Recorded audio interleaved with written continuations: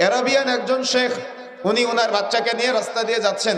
ভালো করে মনে রাখবেন, যতদিন আল্লাহ জীবন দান করবে এই ঘটনাটা মনে রাখবেন।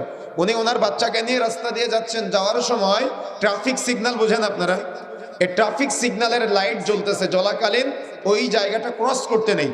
তো লাইট জ্বলাকালীন পুলিশ না থাকায় উনি ওই ট্রাফিক সিগন্যাল লাইট ক্রস করে চলে যাচ্ছে। বাবা পিছনে আছে কে বলেন তো? সন্তান।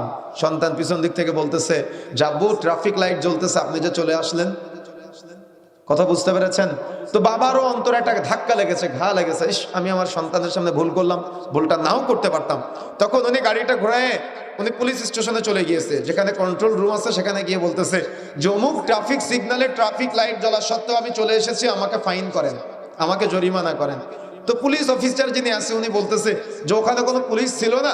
তো বলতেছে না, কেউ ছিল না, এজন্য আমি লাইট ক্রস করে চলে আসছি। তো বলতেছে কেউ তো ছিল না, তো আপনি কেন চলে আসলেন? এখানে আসা তো দরকার ছিল না, আপনি চলে যেতেন। তো বলতেছে কেউ দেখে নাই, আমার সন্তান যে দেখেছে। বুঝেন নাই মনে হয়? কি বুঝেছেন? কিছুই বুঝেন নাই। কালকে সকালে সন্তানকে সিগারেট ধরায় দিবেন আর সন্তান আপনার সিগারেট ধরায় দিবে।